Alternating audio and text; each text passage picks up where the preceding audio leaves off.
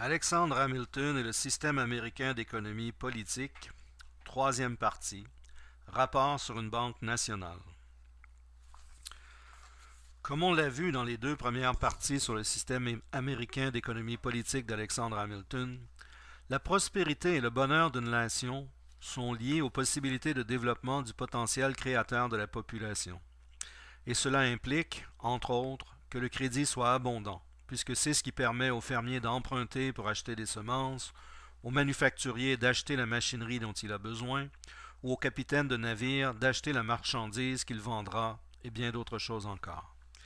C'est aussi ce qui permet au gouvernement d'investir dans des projets d'infrastructure, projets d'irrigation, trains à haute vitesse, centrales nucléaires, ainsi de suite, lesquels projets créent des emplois et permettent d'augmenter la productivité du travail de la population. Les politiques d'austérité que les gouvernements d'Amérique du Nord et d'Europe ont adoptées depuis 35 ans ne font qu'appauvrir la société en plus de détruire les capacités créatrices de la population. Le droit à la poursuite du bonheur, proclamé comme droit fondamental dans la Déclaration d'indépendance américaine, n'existe pas de nos jours pour les dirigeants européens et nord-américains. Mais comment faire pour que le crédit soit abondant en tout temps, sans tomber dans un endettement qui mène le pays à la faillite? À l'époque d'Hamilton, le problème était un peu différent d'aujourd'hui parce que les diverses monnaies nationales étaient constituées uniquement de pièces d'or ou d'argent qui pouvaient servir pour le commerce entre nations en raison de leur valeur intrinsèque.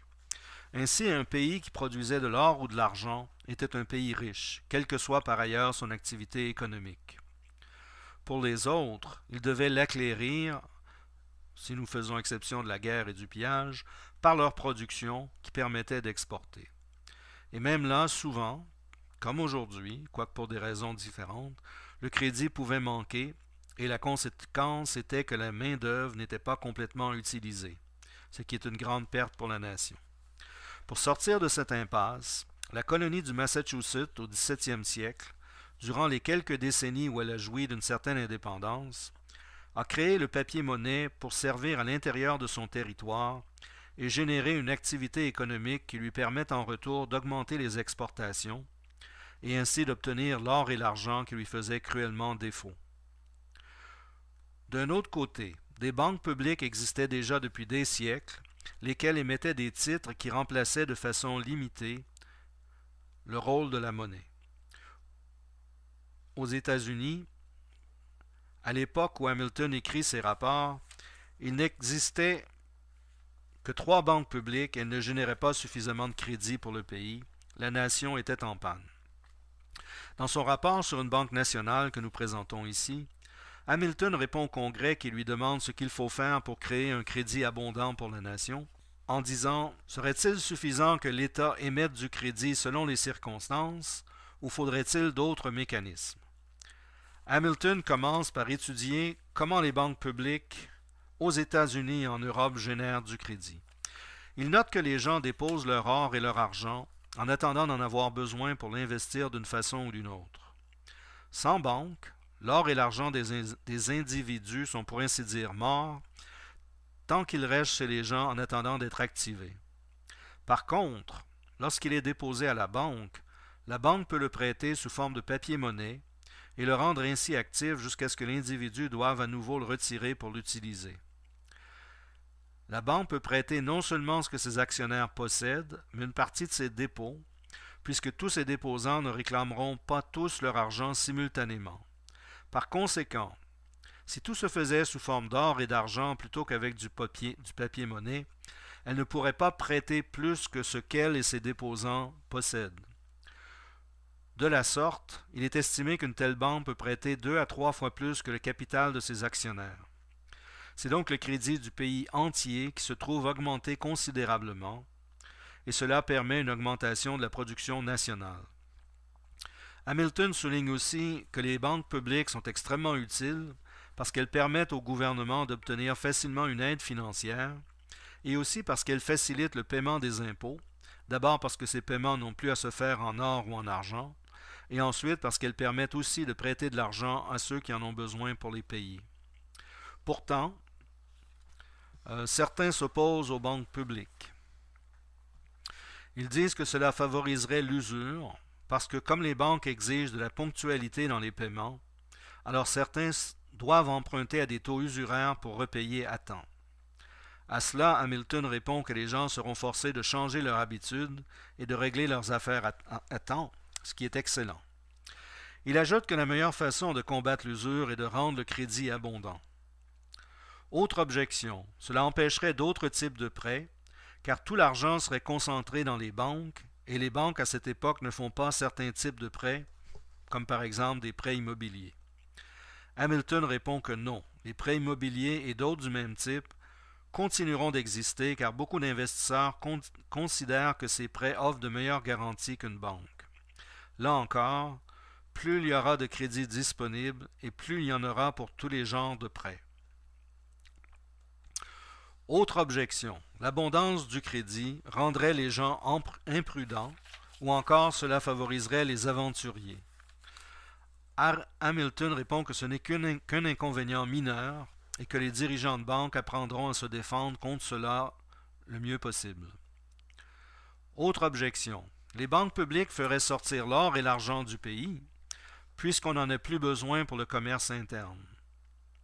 Hamilton répond que les exportations d'or et d'argent des banques surviennent lorsque les banques utilisent ces moyens pour payer au nom du gouvernement ou des marchands pour acheter des choses à l'étranger. Mais les banques ne sont pas l'ennemi de l'or et de l'argent pour autant. En fait, en facilitant la production et le commerce, elles favorisent l'acquisition d'or et d'argent à l'étranger. Autre objection. Normalement, en l'absence d'institutions capables de générer du papier-monnaie, une balance commerciale négative signifie que le pays manque d'or et d'argent, et par conséquent, les habitants du pays sont forcés de changer leur comportement et de dépenser moins, tandis qu'avec une abondance de papier-monnaie, on ne s'apercevrait plus du resserrement du crédit et on dépenserait trop, ce qui empirerait encore la balance commerciale. À cela, Hamilton répond que le soutien à l'industrie reste le meilleur moyen de corriger une balance commerciale négative. De plus, il note que le papier-monnaie des banques reste lié à l'or et à l'argent que celles-ci possèdent. Donc les banquiers s'aperçoivent d'un problème dans la balance commerciale et y réagissent. Hamilton déclare ensuite qu'il y a une pénurie de crédit particulière aux États-Unis.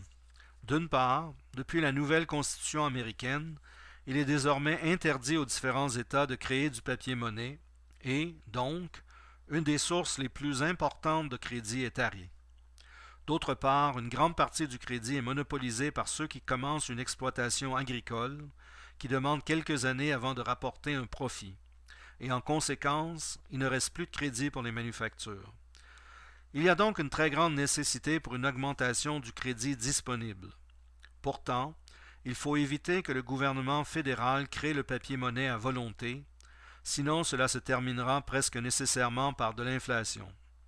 C'est pourquoi Hamilton propose de créer une banque nationale qui fonctionne selon les mêmes principes que les banques publiques, c'est-à-dire qu'elle ne prête qu'en fonction du capital des actionnaires et qu'elle ne prête qu'à ceux dont l'investissement permettra de rembourser le prêt. L'ultime critère d'une banque publique, c'est qu'elle veut éviter la faillite. Il doit en être de même pour la Banque nationale. Même si ce sera une institution de biens publics contrôlée par du capital privé, il ne s'ensuit pas que les intérêts particuliers seront servis plus que l'intérêt public. Hamilton énumère un certain nombre de critères qui devraient servir pour créer une banque nationale sur une base solide.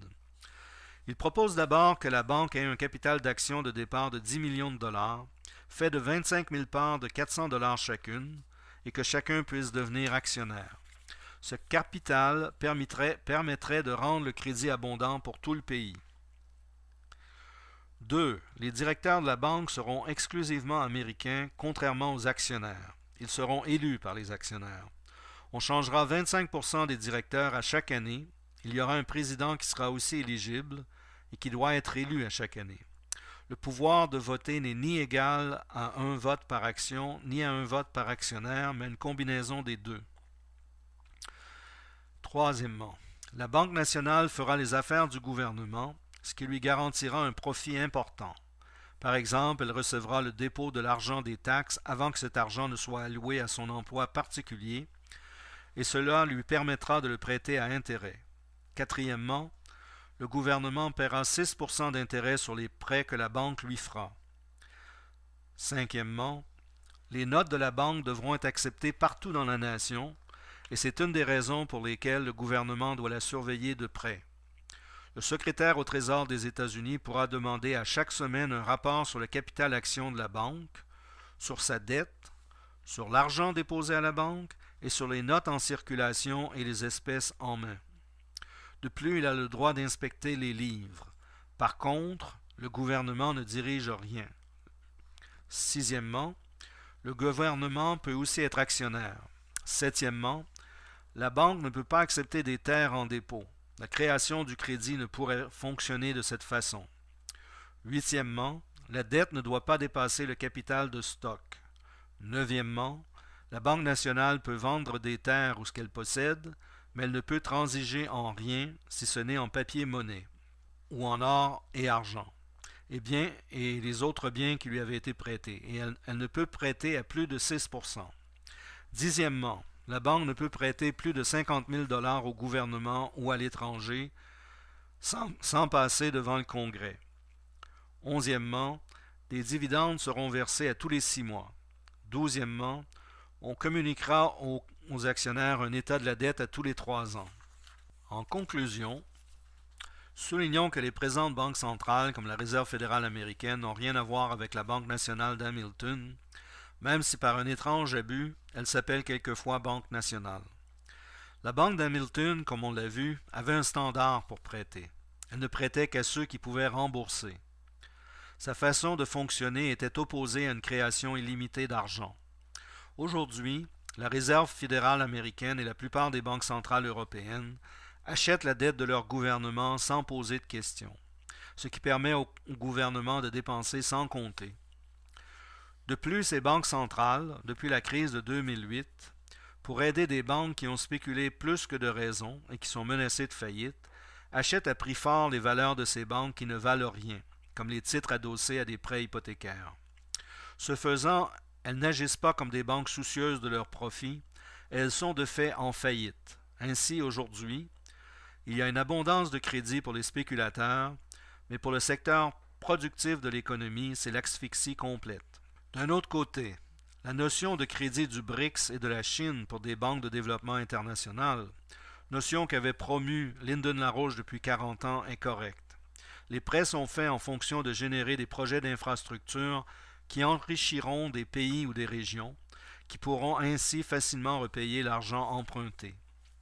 Ajoutons que la Constitution américaine et la Déclaration d'indépendance sont faites en fonction de défendre le bien-être général et le droit à la poursuite du bonheur. Mais ce sont là de vains mots, à moins que la conception du crédit d'Hamilton soit appliquée. Les 3 rapports d'Hamilton définissent ainsi une économie prométhéenne, où la chose la plus importante pour un gouvernement est de promouvoir les pouvoirs créateurs de ses citoyens, qui, dans un environnement favorable, sont tournés vers l'amélioration de leurs prochains et de leur postérité. Une leçon que le BRIC semble avoir compris. Il est grandement temps que les gens de bonne volonté se mettent à l'étude des 3 rapports d'Alexandre Hamilton et aux idées de Lyndon LaRouche. Alexandre Hamilton et le système américain d'économie politique, 3e partie, rapport sur une banque nationale. Comme on l'a vu dans les 2 premières parties sur le système américain d'économie politique d'Alexandre Hamilton, la prospérité et le bonheur d'une nation sont liés aux possibilités de développement du potentiel créateur de la population. Et cela implique, entre autres, que le crédit soit population. Les politiques d'austérité que les gouvernements d'Amérique du Nord et d'Europe ont adoptées depuis 35 ans ne font qu'appauvrir la société en plus de détruire les capacités créatrices de la population. Le droit à la poursuite du bonheur, proclamé comme droit fondamental dans la Déclaration d'indépendance américaine, n'existe pas de nos jours pour les dirigeants européens et nord-américains. Mais comment faire pour que le crédit soit abondant en tout? si nous faisons exception de la guerre et du pillage, par leur production qui permettait d'exporter. Et même là, souvent, comme aujourd'hui, quoique pour des raisons différentes, le crédit pouvait manquer et la conséquence était que la main-d'œuvre n'était pas complètement utilisée, ce qui est une grande perte pour la nation. Pour sortir de cette impasse, la colonie du Massachusetts au XVIIe siècle, durant les quelques décennies où elle a joui d'une certaine indépendance, a créé le papier-monnaie sans tomber dans un endettement qui mène le pays à la faillite. À l'époque d'Hamilton, le problème était un peu différent d'aujourd'hui parce que les diverses monnaies nationales étaient constituées uniquement de pièces d'or ou d'argent qui pouvaient servir pour le commerce entre nations en raison de leur valeur intrinsèque. Ainsi, un pays qui produisait de l'or ou de l'argent était un pays riche, quelle que soit par ailleurs son activité économique. Pour les autres, il devait l'acquérir, soit abondant, puisque c'est ce qui permet aux fermiers d'emprunter pour acheter des semences, au manufacturier d'acheter la machinerie dont il a besoin, ou au capitaine de navire d'acheter la marchandise qu'il vendra, et bien d'autres choses encore.